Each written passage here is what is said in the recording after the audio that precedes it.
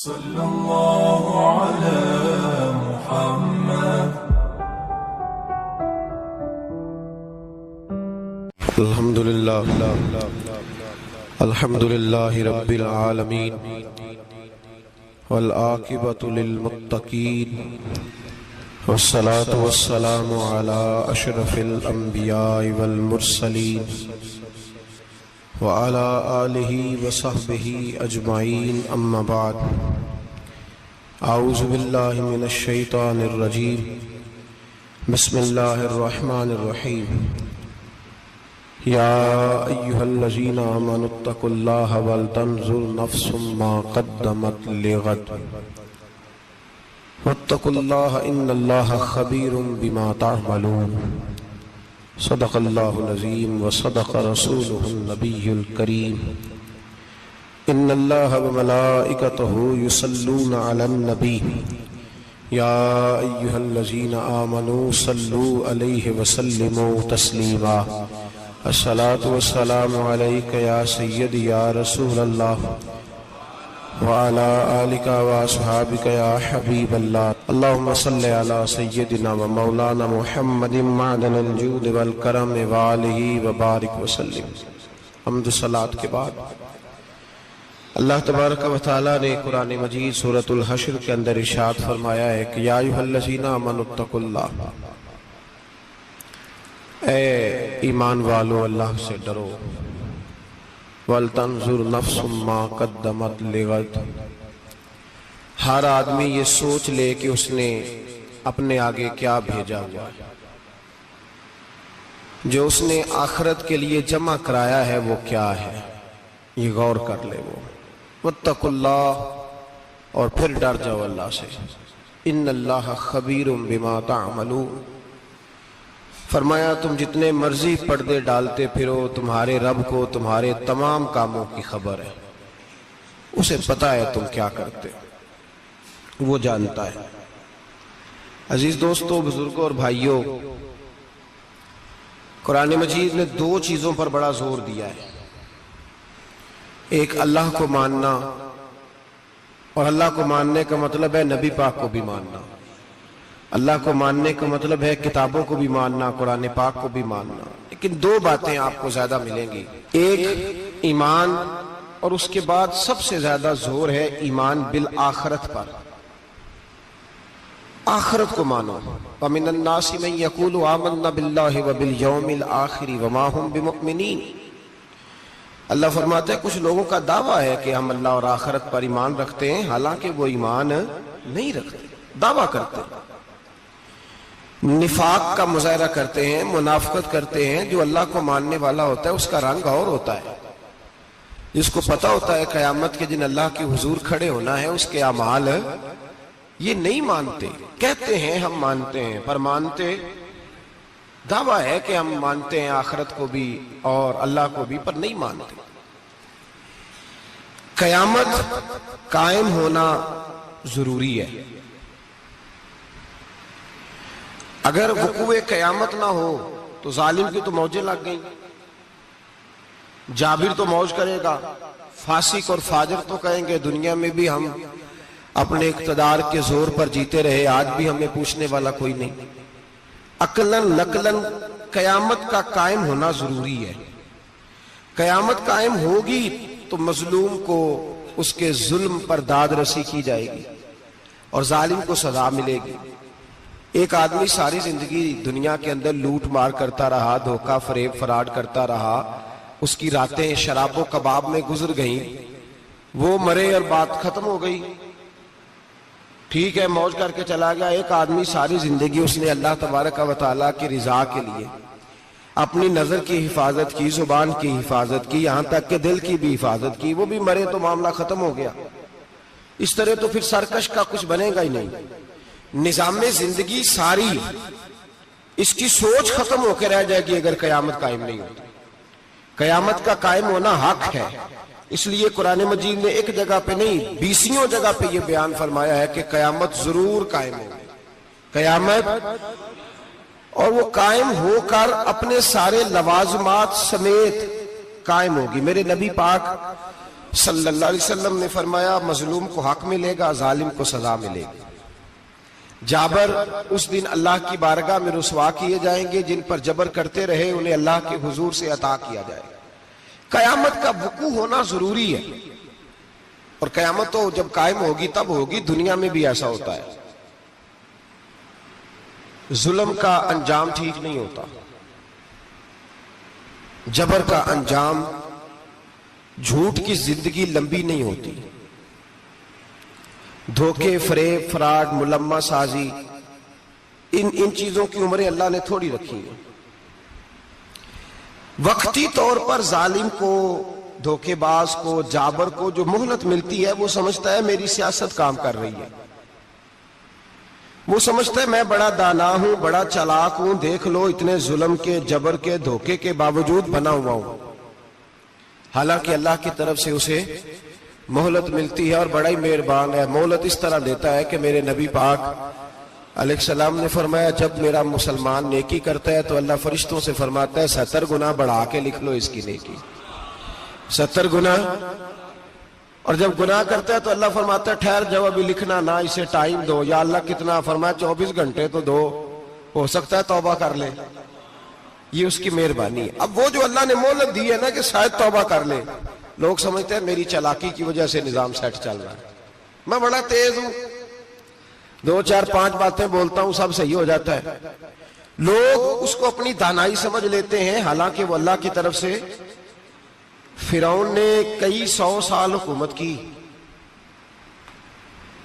اور اس طرح اس نے ظلم کیے کہ لاکھوں اور ہزاروں بچے قتل ہی کرا دیے، 12,000 عورتوں کے پیٹ میں حمل تھا اس نے ضائع کرا دیا۔ جب حضرت موسیٰ علیہ السلام اپنی قوم کو لے کے نکلے، راستے میں دریا آ گیا، فرعون پیچھے لگا ہوا تھا، وَإِذْ فَرَقْنَا بِكُمُ الْبَحْرَ فَأَنْجَيْنَاكُمْ، اللہ فرماتے تمہارے لیے میں نے دریا کو پھاڑا اور تمہیں نجات دے دی، وَأَغْرَقْنَا آلَ فِرْعَوْنَ، اور فرعون کو غرق کر دیا، وَأَنْتُمْ تَنْظُرُونَ، تم کھڑے دیکھ رہے تھے۔ اب جب حضرت موسیٰ دریا کے کنارے پہنچے تو فرعون بھی پیچھے آیا۔ فرعون لوگوں سے کہا کرتا تھا کہ میں کہتا ہوں تو دریا چلتا ہے، میں کہتا ہوں تو ہوائیں آتی ہیں، میرے حکم کے پابند ہیں سارے۔ جاگ رہے ہیں نا آپ حضرات، غور فرمائیے گا بات پر۔ دعویٰ تھا اس کا کہ میں کہتا ہوں تو نظام زندگی چلتا ہے۔ اب جب دریا کے کنارے پہنچی حضرت موسیٰ علیہ السلام تو اللہ نے حکم دیا کہ آپ عصا ماریں۔ جناب موسیٰ نے عصا مارا، 12 رستے بن گئے۔ اب حضرت موسیٰ کی قوم گزر رہی تھی تو فرعون سے پوچھنے لگے کہ تو کہتا تھا میرے حکم سے چلتا ہے، تو وہ تو حضرت موسیٰ نے ڈنڈا مارا ہے تو رستہ بن گیا۔ باز نہیں آتا انسان باز بنے بڑے ہیں اس کے پاس، بڑی دلیلیں ہیں، جھوٹ سچ بول کے اپنے آپ کو مطمئن کرتا ہے، آخر دم تک تبدیل ہونے کو تیار نہیں ہوتا، دلیلیں گھڑتا رہتا ہے، بناتا رہتا ہے، شور کرتا ہے جان بوجھ کے۔ بھئی تو کہتا تھا میرے چلانے سے چلتا ہے، تو باز ابھی بھی نہیں آیا۔ کہنے لگا میں نے ہی حکم دیا ہے کہ ذرا پھٹ جا، مجھے یہ زندہ چاہیے۔ باز رسی جل گئی، بال کہنے لگا میں نے ہی کہا ہے دریا کو کہ یہ مجھے زندہ چاہیے، میرے بھاگے ہوئے ہیں تو اس لیے پھٹا ہے، تو آؤ میرے ساتھ دریا کراس کریں۔ تو پتا تو ان کو بھی تھا نا جتنا تو رب بنا ہوا ہے، پتا تو تھا، سارے جانتے تھے۔ کہنے لگے تو پہلے کراس کر، اگر تو بچ گیا تو ہم بھی پیچھے آتے ہیں۔ اب چاروں ناچار۔ ایک روایت تو یہ ہے کہ یہ جب خدائی کا دعویٰ کرتا تھا نا، تخت پہ بیٹھا ہوتا تھا، تو ایک دن حضرت جبریل آئے اس کے پاس انسانی شکل میں، تو کہنے لگے میں بڑی دور سے آیا ہوں تو ایک مسئلہ پوچھنا تھا۔ کہا پوچھو۔ کہنے لگے ایک غلام تھا کسی بادشاہ کا، تو بادشاہ نے اسے تھوڑی دیر کے لیے ایک علاقے کی سربراہی دے دی۔ کتنی دیر کے لیے؟ کتنی دیر کے لیے ہمیں سربراہیاں ملتی ہیں؟ کیوں جی؟ تھوڑی دیر کے لیے ملتی ہے نا، تھوڑی دیر کے لیے سربراہی دے دی ایک غلام کو۔ ذرا بات کو سمجھیے، حضرت جبریل پوچھتے ہیں، کہتے ہیں سربراہی مل گئی، اب وہ مالک ہی بن کے بیٹھ گیا ہے، وہ بات ہی نہیں سنتا، اس کو تھوڑی دیر کے لیے بنایا تھا، وہ تو خدائی کا دعویٰ کرنے لگا ہے۔ آپ بتائیں اس کا انجام کیا ہونا چاہیے؟ یہ مسئلہ پوچھنے آیا ہوں۔ تو فرعون کہنے لگا اس کا انجام یہ ہے کہ اسے پانی میں گھوتے دے دے کے مار دے۔ انجام کیا ہے؟ بولیے بولیے، کیا انجام ہے؟ کیا انجام ہے جی؟ پانی میں اللہ اکبر اپنی سزا تجویز کر رہا ہے. اس کی سزا کہ اسے پانی میں گوتے دے دے کے مارو ظالم کو. اسے تھوڑی دیر کے لیے بنایا تھا اور وہ چھائی گیا ہے, قبضہ ہی کر گیا ہے. حضرت جبریل کہنے لگے جی آپ لکھ کے دے دیں گے؟ کہنے لگا لاؤ لکھ دیتے ہیں. لکھوا لیا. جناب جبریل رکا لے کے تشریف لے گئے. اب جب فرعون دریا میں آیا نا تو اللہ نے حکم دیا مل جا. جب دریا ملا چیخنے لگا تو حضرت جبریل آئے, کہنے لگے تیرا ہی فتویٰ ہے, یہ تیری سزا ہی ہے نا. ہم بھی بڑی سزائیں تجویز کرتے ہیں. یہ جھوٹا ہے جی, اس کا تو فلانا علاج ہونا چاہیے, تو اگر تو جھوٹ بولے تو یہ فلانا بڑا جاور ہے جی, اس کے ساتھ اس طرح ہونا چاہیے, تو اگر تو یہ کام کرے تو جو سزا تو لوگوں کے لیے تجویز کر رہا ہے تو اپنے بارے میں بھی سوچ. اب جب غوطے آئے نا آخری وقت دیکھا وہ فرعون جو کہتا تھا میری مرضی سے دریا چلتا ہے. علامہ ساوی نے تفسیر ساوی میں لکھا ہے تڑپ کے رونے لگا. جب یہ مزاج ہے, ایک دفعہ اوپر آتا ہے آدمی جب دریا میں جاتا ہے, اوپر آیا تو چیخنے او میرے حواریو خدا کا واسطہ مجھے بچاؤ. کہنے لگے تو کہتا تھا میری مرضی سے چلتا ہے. بے بسی ہے, تڑپتا ہے, روتا ہے. وارث شاہ مان کری نہ وارثاں دا, رب بے وارثہ کر کے مار دائی. تڑپ رہا ہے, چلا رہا ہے, کوئی مدد کو نہیں پہنچتا. اب جب آخری غوطہ آیا تو کہنے لگا آمنا بے رب موسیٰ و ہارون, میں موسیٰ کے رب کو بھی مان گیا, ہارون کے رب کو بھی. اللہ نے فرمایا نہیں, اب تیرا ماننا قابل قبول ہے. اس وقت ماننا تھا جب تجھے مہلت دی تھی, جب تو جوان تھا. بڑھاپا آتا ہے, بیماری آتی ہے, جوان آدمی بیماری کا شکار ہوتا ہے تو کہتا ہے یا اللہ ایک دفعہ صحیح کر دے میں ساری پڑھا کروں گا, ایک دفعہ ٹھیک کر دے میں مسجد میں رہوں گا, میں اگلے سال اعتکاف بھی کروں گا, میں ساری تراویحیں پڑھوں گا. تو اس وقت پڑھنی تھی جب تجھے مہلت دی تھی, اس وقت پڑھنا تھا جب اللہ نے تجھے آسانی دی, زندگی دی. اگلا وقت یہ حال ایک کا نہیں ہوا. نمرود کو دیکھ لیں, حضرت ابراہیم علیہ السلام کو کہتا تھا میں رب ہوں. آپ نے فرمایا رب تو وہ ہے جو زندہ کرتا اور مارتا ہے. ایک موت کا قیدی بلایا, کہنے لگا ہاں بھائی کتنے دن رہ گئے تھے پھانسی میں؟ کہنے لگا جی پرسوں ہونی تھی. کہا جا تجھے آزاد کیا, لو میں بھی زندگی دیتا ہوں. ایک بے گناہ آدمی کو پکڑ کے قتل کر دیا, کہتا میں بھی مارتا ہوں. حضرت ابراہیم علیہ السلام کہنے لگے تو بیوقوفوں جیسی دلیلیں دے رہا ہے, چل اس طرح کر, میرا رب سورج مشرق سے نکالتا ہے, تو اگر رب ہے تو مغرب سے نکال کے دکھا.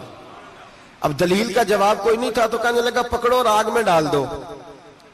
اللہ کے نبی کو آگ میں ڈالنے والا. یہاں ایک مچھر بیٹھا ہے, 400 سال حکومت کی اور خدائی کا دعویٰ کیا. یہاں مچھر بیٹھا تھا, چھینک آئی تو مچھر اندر چلا گیا. پہلے دربار کا ادب یہ تھا کہ جو آئے سجدہ کرے. اب اس کے سر پہ کوئی چیز مارتا تھا تو اسے سکون ہوتا تھا, مچھر تھوڑی دیر کے لیے اس کا دماغ چھوڑتا تھا. او بھائی یہ اس دھرتی پہ اللہ نے لوگوں کو نظارے دکھائے اور ہمیں سمجھانے کے لیے دکھائے, ہمیں تفکر کی, غور کی دعوت دی کہ دیکھ لینا, اپنے عمل کو پرکھنا. تمہارے عمل حضرت موسیٰ کے فرما برداروں جیسے ہیں, جناب ابراہیم کے فرما برداروں جیسے ہیں, یا بن کے بیٹھ گئے ہو؟ اب دربار کا ادب یہ ہے, بے بسی کا یہ حال ہے کہ جوتے لٹکتے ہیں دربار میں, جو آتا ہے جوتا کھینچتا ہے. اور ادب یہ ہے کہ 10 جوتے نمرود کے سر پہ مارو, اور 400 سال جوتے لگتے رہے. روتا تھا, جو آدمی آتا تھا منتیں کرتا تھا, کہتا تھا کہیں سے کوئی دوائی مل جائے گی.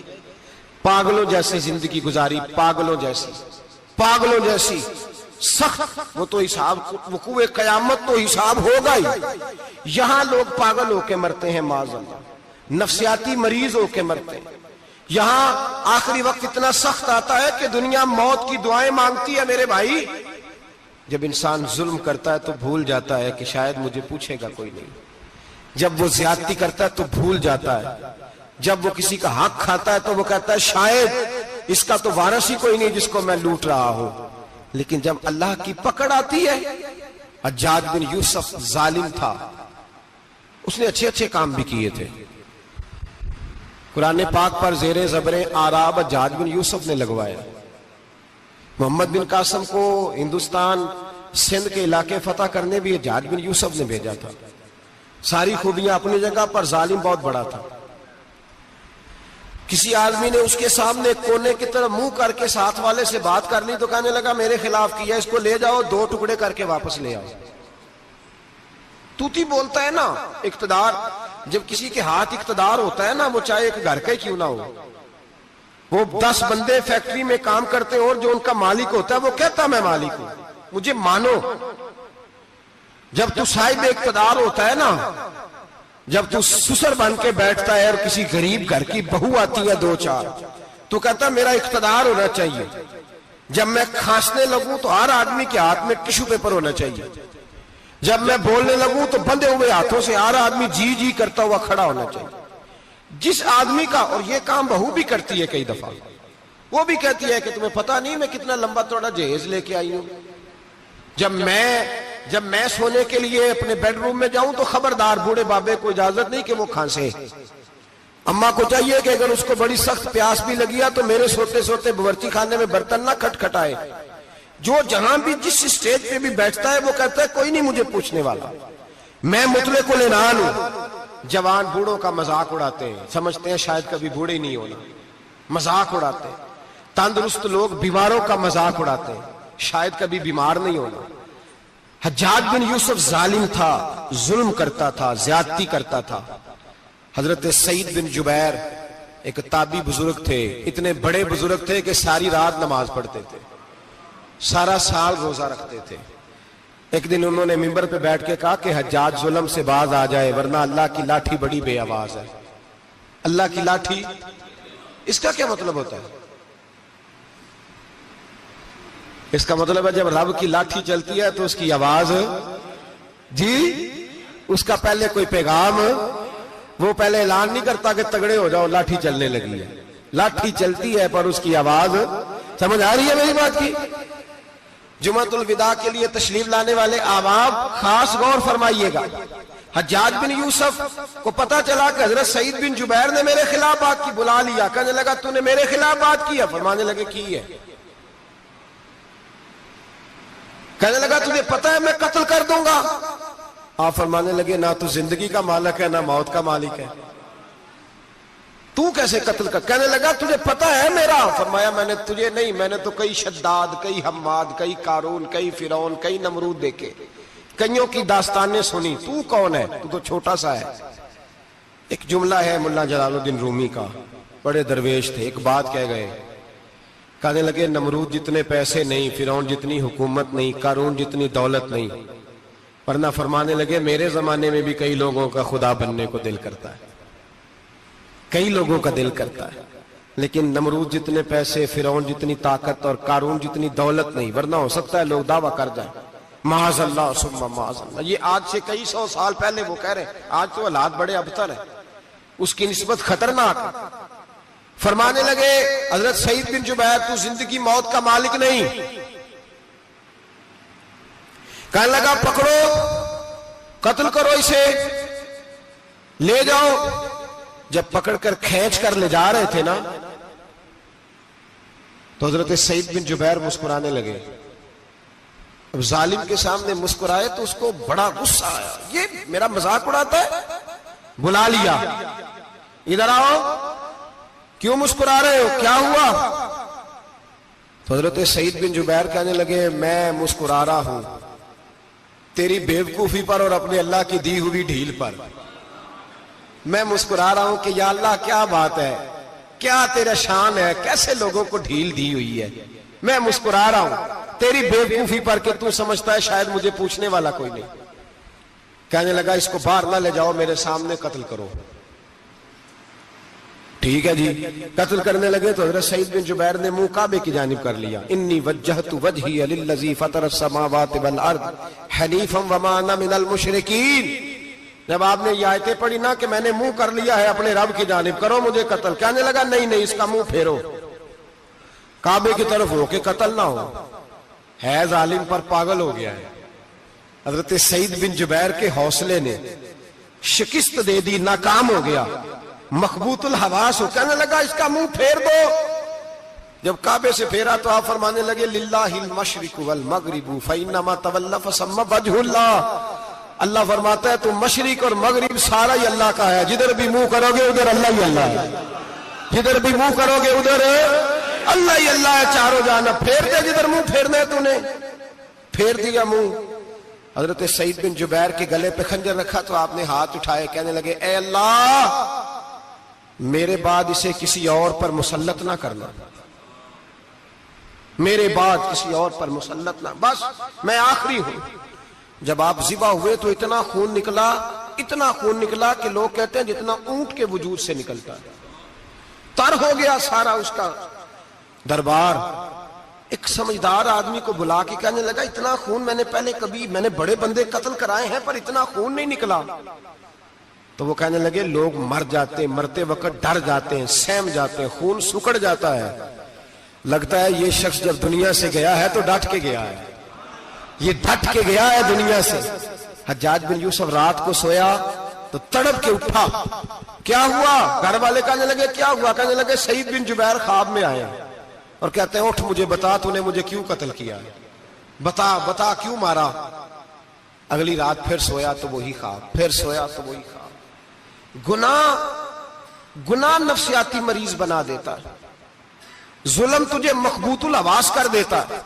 جب تو زیادتی کرتا ہے تو اللہ فرماتے ہیں کہ تو اللہ کو بھولتا ہے، اللہ تجھے اپنا آپ بھلا دیتا ہے، پھر تو بھول جاتا ہے، پھر تو سیدھے رستے پہ چلتا ہے پر بھٹک جاتا ہے، پھر تو صحیح رستوں کا تعین کر کے بھی گمراہ ہوتا ہے، پھر تو روز وہی گاڑی چلاتا ہے پر اب جب تو بریک لگاتا ہے تو نہیں لگتی۔ جب گناہوں کے ساتھ تو مخبوط الحواس ہوتا ہے تو روز وہ کاروبار کرتا ہے، لیکن جب تیرے گناہ تجھے گھیر لیتے ہیں پھر اسی کاروبار میں تو نقصان اٹھاتا ہے۔ حجاج بن یوسف تڑپتا ہے، روتا ہے، یہاں تک کہ بیمار ہو گیا، پیٹ میں درد ہوتی ہے، پتہ نہیں کیا ہوا، تکلیف ہوتی ہے، پتہ نہیں، سارے حکیم، طبیب، ڈاکٹر، کوئی نہ سمجھ سکا کہ بیماری کیا ہے۔ جو بیماریاں خدائی ہوتی ہیں ان کا لوگوں کو پتا، جو آزمائشیں رب کی جانب سے ہوتی ہیں وہ ڈاکٹروں کے ہتھے نہیں چڑھتی، جو تکلیفیں اللہ دیتا ہے ان کا حکیم طبیب علاج نہیں کر پاتے، مشکل، اور شفا اسی وقت ہوتی ہے جب اللہ دینا چاہے، اور جب رب بھی دینا نہ چاہے تو بڑے بڑے ڈاکٹر کہتے ہیں کہ ہمارے بس کی بات نہیں رہی۔ بغداد سے حکیم آئے، پیٹ دیکھا، کہنے لگے نہ تیرے معدے میں کوئی دقت ہے، نہ تیرے جگر میں، نہ کسی اور جگہ، ماجرا کیا ہے؟ ایک آخری علاج ہے، آخری، وہ کیا؟ گوشت کا چھوٹا سا ٹکڑا دھاگے کے ساتھ باندھ کے منہ میں ڈالا اور پھر ایک باریک سا تنکا لے کے اس کو اندر ڈالنے لگے گلے میں۔ وہ گوشت کا ٹکڑا جب حلق کے اندر اتر گیا، اس حکیم نے واپس کھینچا تو کیسے ایسی بدبو آئی جیسی کبھی سونگی نہ تھی۔ جانور، کیڑے مکوڑے لگے ہوئے باہر نکلے، اور جب دیکھا تو جتنے محل میں لوگ بیٹھے تھے چلاتے ہوئے نکل گئے کہ یہ کیا مصیبتیں ہیں۔ حکیم بھی اٹھ کے دوڑنے لگا، کہا تجھے کیا ہوا؟ کہنے لگے حجاج تیری بیماری زمینی نہیں، تیری مصیبت زمینی نہیں۔ کہا میری مرض تک تم کیوں نہیں پہنچ پا رہے؟ تو کہنے لگے لگتا ہے تو بد دعا کا مریض ہے، لگتا ہے تو ظلم کا مریض ہے، تو جبر کا مریض ہے۔ تڑپتا رہا، سسکتا رہا۔ ایک وقت وہ بھی آیا کہ گھر والوں نے کمرے میں بند کر کے تالا لگا دیا، دیوار سے ٹکرے مارتا۔ او بھائی، جو گناہوں کے بیمار ہوتے ہیں انہیں شفا نہیں ہوتی، جو ظلم، جبر، بربریت کے بیمار ہوتے ہیں انہیں سکون قلبی میسر نہیں آتا۔ دوائیاں ان بیماریوں کی بنی ہوئی ہیں جو بیماریاں زمینی ہیں، جو بیماریاں خوراک کی بد پرہیزی سے ہوتی ہیں، جو گناہوں کی بد پرہیزی سے ہوتی ہیں، ان کی بیماریاں، ان کی شفا توبہ ہے، ان کی شفا رجوع اللہ ہے، ان کی توبہ، اللہ سے معافی مانگنے سے شفا ہوتی ہے۔ حجاج جب مرنے لگا تو بلایا، یہ رنگ بھی ذرا ملاحظہ کیجئے گا، دو چار قریبیوں کو بلایا، پتہ ہوتا ہے نا اپنے کرتوتوں کا آدمی کو، پتہ سارا ہے سردار لوٹیتیاں دا، پتہ ہوتا ہے سارا۔ بلا کے کہنے لگا جب میں مر جاؤں تو مجھے رات کو دفن کرنا۔ کیوں بھائی، عورت ہے؟ کہنے لگا نہیں، رات کو دفنانا۔ ٹھیک ہے، رات کو دفنا دیں گے۔ پھر کہنے لگا جب صبح ہو جائے تو صبح ہونے سے پہلے پہلے میری قبر زمین کے برابر کر دینا، نشان مٹا دینا۔ کہا وجہ؟ تو کلمہ پڑھتا ہے، حضور کا حکم ہے کہ قبر کم از کم ایک بالش، ایک گٹ اونچی ہونی چاہیے زمین سے، کم از کم، تو تیری قبر مٹا دے، وجہ؟ پتہ ہوتا ہے اپنے ظلموں کا۔ کہنے لگا مجھے پتا ہے لوگ میرے مرنے کے بعد میری قبر بھی نہیں چھوڑیں گے. دنیا میں تو میرے جبر کی وجہ سے کوئی آ نہ سکا، لیکن میری قبر بھی لوگ جنازوں میں باتیں شروع کر دیتے. جنازوں میں نے ایسی بھی داستانیں سنی ہیں کہ کوئی مرا تو لوگ جوتوں کا ہار قبر پہ ڈال آئے. نہیں بھائی، تو جب زندہ تھا تو تیرے جبر ظلم کی وجہ سے نہیں کو بول سکا. ایک تو ہے قیامت میں حساب ہوگا، یہاں دنیا میں حساب ہونے لگتا. اتنی لمبی زبانیں لوگوں کی لٹک کر مرتے وقت باہر نکل آتی ہیں. دعا کریں، جمعہ ہے، اللہ تعالیٰ ایمان کی موت عطا فرمائے. دعا فرمائے رب تعالیٰ اللہ تبارک و تعالیٰ توبہ کر کے جانے کی توفیق عطا فرمائے. جاگے جاگے اور سنے اور دعا کرے، اے اللہ تو ہمیں ظلم سے ویسے ہی محفوظ فرما. اگر ہم زیادتی کرنے لگے تو اے اللہ ہمیں اس سے منع فرما. ہمیں اس سے تو یہ توفیق دے کہ ہم باز آ جائیں اس گناہ سے. میرے بھائی، ایک تو دنیا میں سزا ہے، پھر قیامت کی سزا ہے، اور وہ زیادہ سخت ہے. وہ زیادہ سخت ہے. ہم لوگوں نے نا ہیلے بہانے بڑے بنائے ہوئے ہیں. بینک کے ساتھ کاروبار کرنے والا کہتا ہے نہیں مجبوراً لیا ہے، مجبوراً. مر رہا تھا تو آخری لبوں پہ تھا تو جائز ہے، جائز ہے. اس وقت جب تجھے کھانے کو لقمہ نہ لگے تو حرام کھانا بھی جائز ہے. کیا دقت تھی؟ کیوں اللہ رسول کے مقابلے میں کھڑا ہوا تو؟ کیوں سود کا دھندا کیا؟ کیا تکلیف تھی؟ کہاں تو الجھ گیا تھا؟ ہم جان بوجھ کے اپنے لیے جہنم کٹھی کرتے ہیں، پھر کہتے ہیں سکون نہیں زندگی میں. کہاں سکون آئے گا؟ کیسے آئے گا؟ ہم نے خود آگ لگائی ہے چمن میں اپنے. جو قیامت کی سزا ہے، میرے نبی پاک علیہ السلام نے فرمایا رب تمہیں سامنے کھڑا کرے گا. اور کس طرح کھڑا کرے گا؟ فرمایا لوگوں کے وجود سے کپڑے اتر جائیں گے، زمین اس طرح دہکے گی جس طرح تانبا زمین پہ رکھا جائے اور آگ جلائی جائے. تانبا دیکھا آپ لوگوں نے؟ یہ بھی گرمی گزری ہے نا، تو فرش پر جب سورج پڑتا تھا تو ننگے پاؤں چلا نہیں جاتا تھا. صحیح کہہ رہا ہوں؟ ننگے پاؤں، بچے کا پیر زمین پہ لگتا ہے تو چیخ اٹھتے ہیں، کہتے ہیں اوہ جل گیا پیر. حالانکہ یہ فرش دنیا کے. اور اگر تانبے کے اندر خاصیت ہے کہ اگر کوئی دھات جلدی اور زیادہ گرم ہوتی ہے تو وہ تانبا ہے. میرے نبی نے مثال دی تو اس کی دی جو سخت تھا.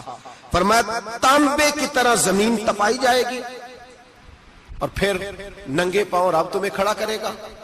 آج سورج کی پشت تمہاری جانب ہے، قیامت میں منہ تمہاری جانب ہوگا. نیزہ آپ نے دیکھا ہوگا، نیزہ ہوتا تھا. فرمایا یہ جو تم نیزے دیکھتے ہو صرف 1.25 نیزے کے برابر سورج قریب آ جائے گا، اور پھر اللہ تمہیں سامنے کھڑا کر کے تم سے سوال جواب کرے گا. اور حضور نے کہہ دیا ہے تو اب کسی نعت خواں کے کہنے سے بات بدل سکتی، کسی پیر کے کہنے سے جملہ بدل سکتا، کسی خطیب کے کہنے سے فکر نہ کرنا وہ سامنے جنت پڑی ہے، اب بات بدل سکتی؟ خدا کی رحمت پر بھروسہ رکھنا ضروری ہے، نبی پاک کی شفاعت کی امید رکھنا.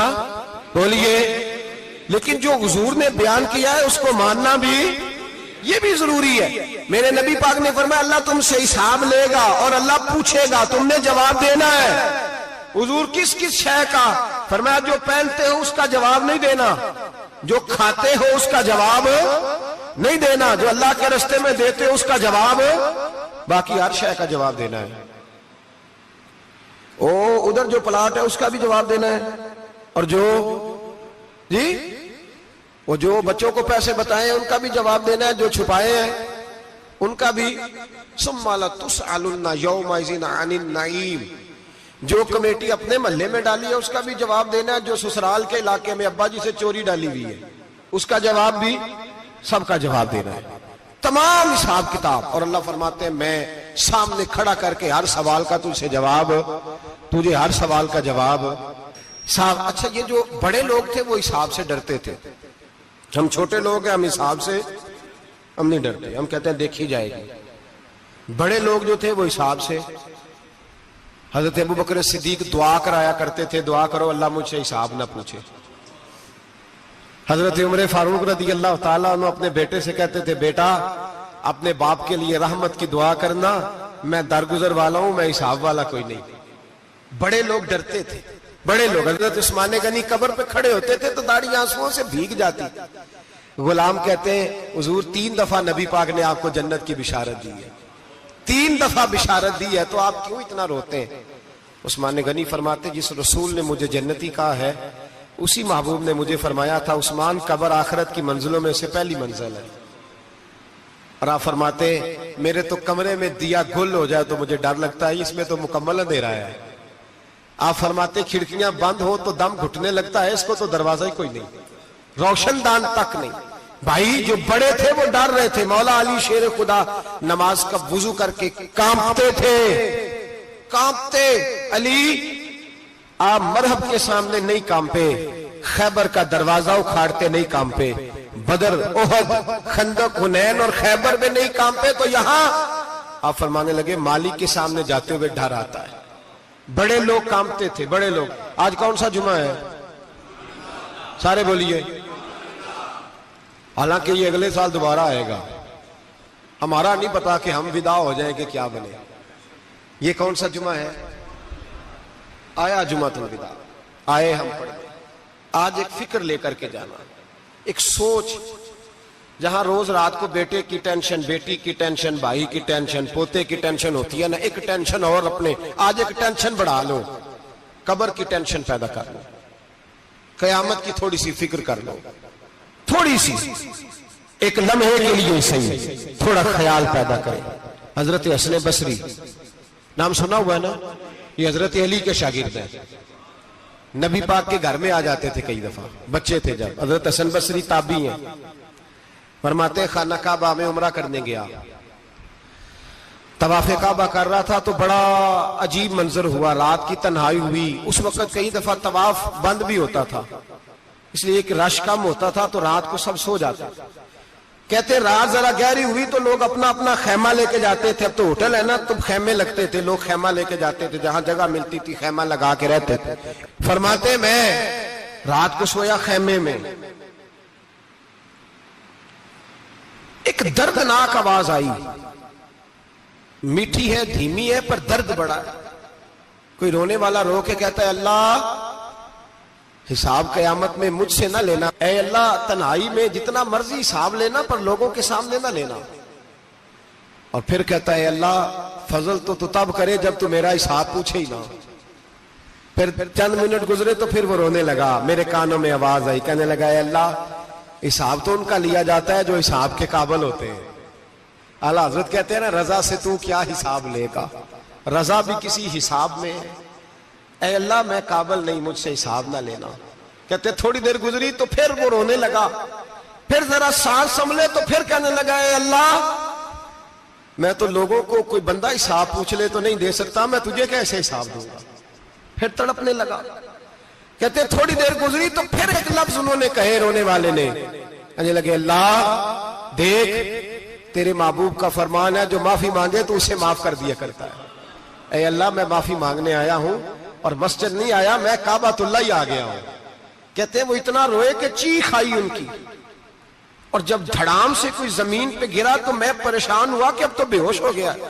فرماتے ہیں میں زور سے اٹھا فٹافٹ اور اس شخص کی طرف بڑھا. میرے دل میں خیال ہے کوئی گناہگار ہے بیچارہ، تو چلو میں بھی دعا کرتا ہوں. اس کو کہتا ہوں بیٹے فکر نہ کر، اللہ تیری مدد کرے گا. فرماتے ہیں میں گیا اس نیت کے ساتھ کہ میں کہوں گا چلو اٹھو تم بھی دعا کرو میں بھی کرتا ہوں، اللہ ہم سے حساب نہ پوچھے. کہتے میں گیا تو وہ شخصیت بے ہوش پڑی تھی، کالے سیاہ بال ان کے چہرے پہ بکھرے ہوئے تھے. کہتے ہیں لوگوں جب میں نے زلفیں ہٹائیں چہرے سے تو میرا وجود کانپنے لگا آسمان ٹوٹ پڑے گا، زمین پھٹ جائے گی، ستارے بکھر جائیں گے، آج بہہ جائیں گے سمندر. فرماتے ہیں میری چیخیں نکل گئی. یہ کوئی گناہگار تو نہیں، یہ تو حضرت فاطمہ کے پوتے امام زین العابدین ہے. یہ تو امام حسین کا وہ بیٹا ہے جو کربلا میں تنہا بچے تھے. فرماتے ہیں میں امام کا چہرہ دیکھا تو بھاگ کے آیا اور میں نے اپنی داڑھی ان کے پیروں کے ساتھ مس کی اور میں نے کہا حضور اٹھیے. امام اٹھے تو میں نے کہا شہزادے تیرے تو اشارے سے اللہ کئی گناہگاروں کو بخشے گا، تیری تو دعا سے اللہ بخشے گا، یہ کیا کر رہے ہو؟ تو امام زین العابدین کہنے لگے حسن بصری ادھر آ یار، ادھر آؤ بزرگو، میرے دادا کے پاس رہنے والے ہو. میں نے آج ہی سنا ہے کہ اس کا عذاب بڑا سخت ہے. آؤ میرے لیے دعا کرو، اللہ پاک مجھ سے حساب نہ پوچھے، کہا حضور نہ کریں۔ اب فرمانے لگے تجھے نہیں پتا کچھ چیزیں ایسی ہیں کہ رب نے اگر حساب پوچھا تو میں واقعی جواب نہیں دے پاؤں گا، چل کر میرے لیے دعا۔ کہتے میں نے ہاتھ باندھے، حضور میں نہیں کرتا، اٹھا کہہ۔ فرماتے میں نے ہاتھ اٹھائے، میں نے کہا اے اللہ تیرے رسول کا شہزادہ ہے، یہ تیرے رسول کا شہزادہ ہے، یہ کہہ رہا ہے تو فضل کر۔ او بھائی جو بڑے تھے وہ تو تڑپتے تھے، سسکتے تھے۔ ابو علی ہیتی کہتے خانہ کعبہ میں پتھر پہ سر رگڑ رگڑ کے کوئی بوڑھا کہہ رہا تھا اے اللہ اول تو حساب نہ لینا، اور اگر لینا تو مجھے اندھا کر کے اٹھانا، میں تیرے نیک بندوں کے سامنے شرمندہ نہیں۔ اقبال رو پڑے، اقبال کچھ لوگوں نے لکھا ہے یہ آخری ربائی ہے ڈاکٹر اقبال کی، آخری، اس کے بعد شاید اس نے کلام نے کچھ سیرت نگاروں کا خیال ہے۔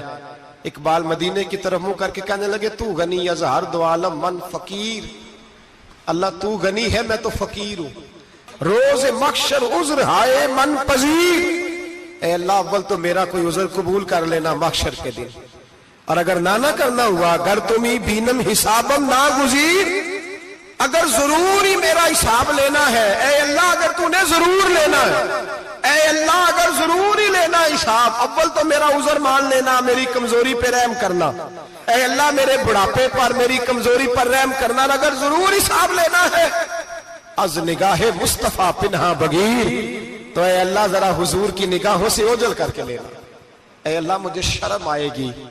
میرے مصطفیٰ کریم فرمائیں گے میں تو تجھے ہر بات سمجھا کے آیا، ایک جگہ تیری رہنمائی کر کے آیا، تو کیسے عمل کما، ذرا اوجھل کر کے از نگاہ مصطفیٰ پنہا بغیر، ذرا حضور کی آنکھوں سے اوجھل کر کے سائیڈ پہ کر کے لینا، میں برداشت نہیں کر پاؤں گا۔ حضرت ابو علی ایتی کہتے ہیں بابے نے سر رکھا ہوا ہے اور کہتے ہیں اللہ مجھے اندھا کر کے اٹھانا، فرماتے میں گیا، میں نے کہا چلو میں دعا کرتا ہوں جا کے۔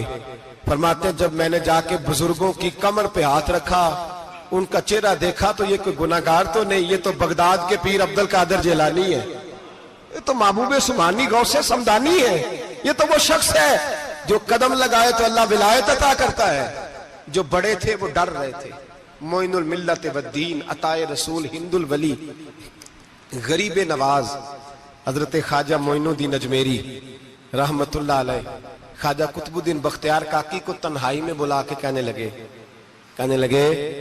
معین الدین سید زادہ ہے، معین الدین حضور کے خاندان میں پیدا ہوا ہے، معین الدین سے اس کے پیر کو بڑی امیدیں تھیں، معین الدین کو رسول پاک نے ہندوستان بھیجا تھا، پر قطب الدین یار معین الدین تبلیغ کا حق نہیں ادا کر سکا۔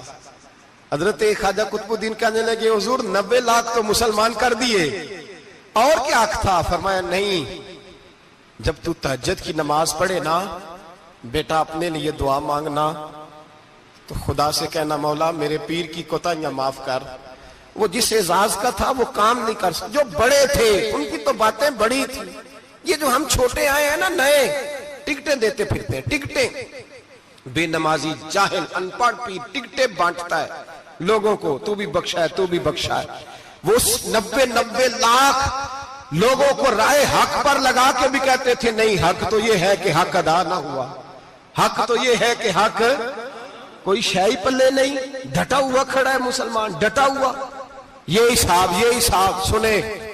کسی نے حضرت ابو ہریرہ سے کہا کہ کوئی ایسی حدیث سناؤ جو آپ کو بھی بڑی محبوب ہو۔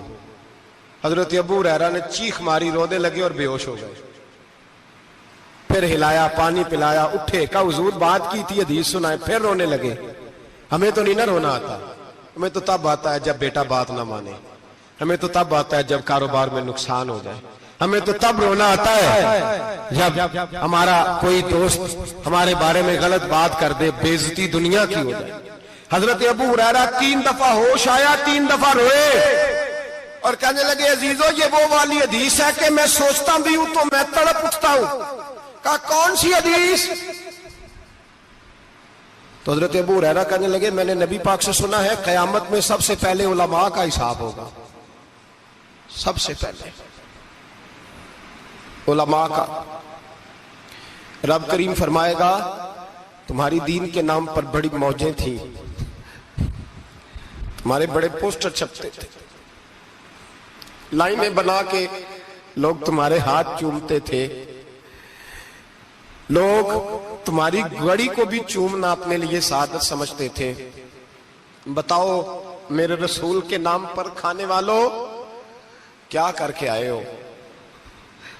عمل بتاؤ، عمل. موج بڑی کی نا تم نے، بتاؤ عمل. علماء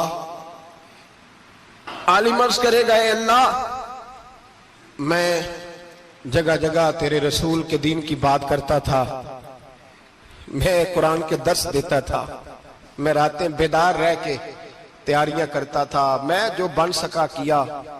رب فرمائے گا نہیں، تو نے تو اس لیے کیا تھا کہ لوگ تجھے پیر صاحب کہیں، مولانا صاحب کہیں، تیرے نعرے لگائیں، تو لگے نہیں پھر تیرے نعرے؟ پھر لوگوں نے لمبے لمبے القابات پکارے نہیں تیرے؟ حضور سید عالم علیہ السلام فرماتے پہلا حساب اس کا لے گا جو عالم کہلاتا تھا. رب پوچھے گا تجھے طاقت دی، ہمت دی، بولنے کی صلاحیت دی، اپنے فضل سے دی، بتا کیا کما کے آیا ہے. حضرت ابو ہریرہ روتے ہیں، کہتے ہیں میں بھی تو حدیثیں سناتا ہوں، میں بھی تو عالم ہوں، میرے پیچھے بھی تو لوگ بھاگتے ہیں. لوگوں بتاؤ اگر اللہ نے ابو ہریرہ سے پوچھا تو کیا جواب دے گا؟ اللہ فرمائے گا علماء کے لیے بخاری مسلم ہے، انہیں اٹھاؤ اور جہنم میں ڈال دو. امام غزالی فرماتے ہیں اگر کسی عالم کو سزا ملی تو سب سے سخت عالم کو ملے گی. دعا فرمائیں اللہ میرے جیسے لوگوں کو ہدایت کا رستہ عطا فرمائے، اور جو کہتے ہیں سمجھتے ہیں اللہ اس پر عمل کی توفیق عطا فرمائے. فرمایا حضرت ابو ہریرہ نے دوسرے نمبر پر سخی اللہ کی بارگاہ میں کھڑا کیا جائے، مالدار. رب فرمائے گا بول کچھ ایسے بھی تھے جن کے پاس شام کی روٹی نہیں تھی، تجھے میں نے تیری تجوری بھر کے تجھے دولت عطا کی، تجھے وراثت میں نے مربے دیے، جائیدادیں دی. بتا وہ کچھ وہ تھے سویرے مزدوری کرنے جاتے تھے، کما کے لاتے تھے، ہزاروں روپیہ تیری بینک میں پڑا تھا، بتا کیا کیا تو نے؟ اے اللہ میں نے مسجد میں دیے، مدرسے میں دیے، 30 دن افطاریاں پکاتا رہا. اللہ فرمائے گا تو جھوٹ بولتا ہے، تو سارا کچھ اس لیے کرتا تھا کہ لوگ تجھے سخی کہے. ہاں ہاں تیرا اعلان ہوا مسجد میں، لوگوں نے کہا وہ دیکھو کتنے پیسے دے رہا ہے، اس کا وہ دیکھو نام لکھا ہوا ہے ہسپتال کے ایک کونے میں کہ یہ والا بلاک فلاں سیٹھ صاحب نے بنایا، یہ دیکھو لکھا ہوا ہے کہ یہ کمرہ مدرسے کا اس نے بنایا، تو لکھ دیا گیا، نعرے لگ گئے، اب جا دوڑ جا. اللہ جہنم میں پھینک دے گا. فرمایا پھر شہید کھڑا کیا جائے گا. ہاں بھئی تجھے طاقت دی، ہمت دی، بتا کہاں خرچ کی، کہاں؟ اے اللہ شہید ہی ہو گیا. فرمایا وہ تو اس لیے ہوا تھا کہ لوگ تجھے شہید کہیں، بہادر کہیں، تیرے نام پہ روڈ کا نام رکھا جائے، تمغائے حسن کارکردگی ملے سو مل گیا. میرے لیے بتا کیا کر کے آیا ہے میرے لیے؟ اسے اٹھاؤ اور جہنم میں پھینک دو. بھائیو عذاب کڑا ہے، عذاب سخت ہے، حساب سخت ہے، اور جو حساب لینے والا ہے اس کو میں نا تراویح ہو رہی تھی تو قاری صاحب نے ایک سورہ یاسین شروع کی، وَامْتَازُوا الْيَوْمَ أَيُّهَا الْمُجْرِمُونَ. اللہ فرماتا ہے قیامت میں کہوں گا مجرم جو ہے نا وہ صفوں سے باہر آ جائے، صفوں سے باہر آ جائے.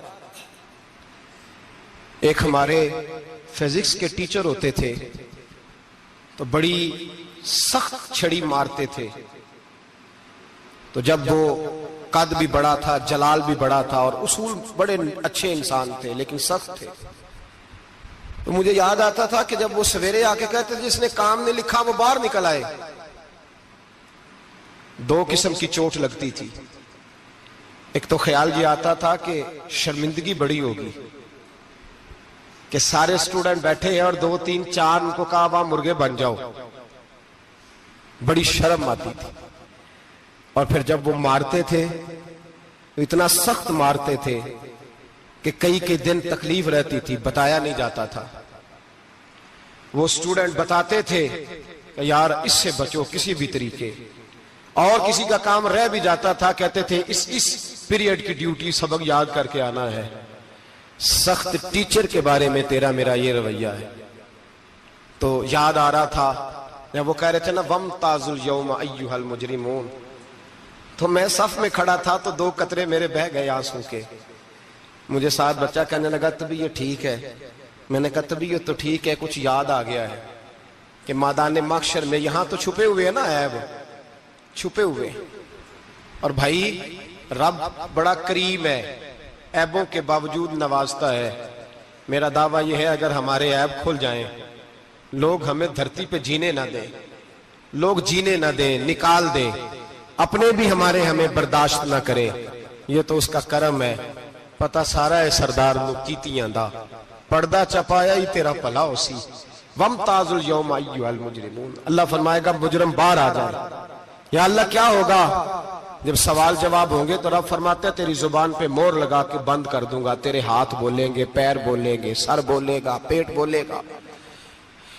اس وقت کی فکر پیدا کریں، ٹینشن پیدا کریں۔ وقوع قیامت حق ہے، اور باندھ کے نا لوگ پیر باندھ کے زور کے ساتھ باندھتے۔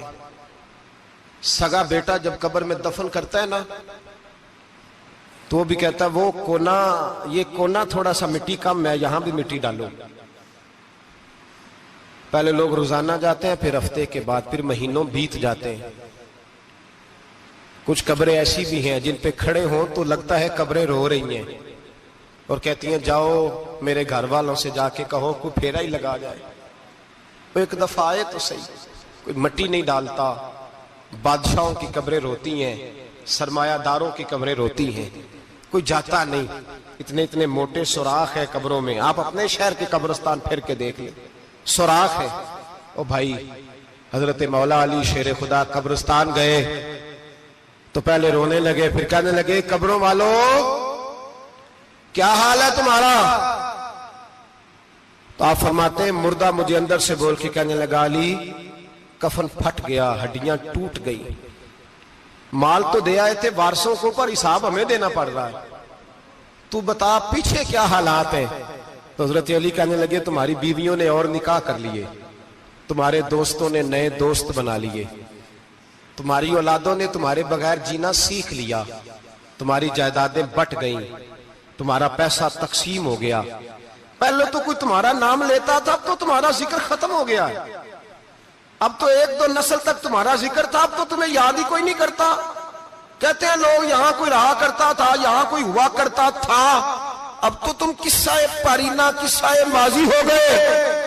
حساب کا وقت قریب ہے، قریب آ گیا وقت۔ اللہ فرماتے ہیں اقترب للناس حسابهم وهم فی غفلۃ معرضون، فرمایا حساب کا وقت قریب آ گیا ہے تو ابھی بھی غافل ہے۔ جمعۃ الوداع ایک پریشانی لگانے کا ارادہ تھا، بڑی پریشانیاں پالی ہیں، ایک پریشانی اور پال لو، جس کو یہ پریشانی لگ جائے اس کی عمل سمرنے لگ جاتا ہے۔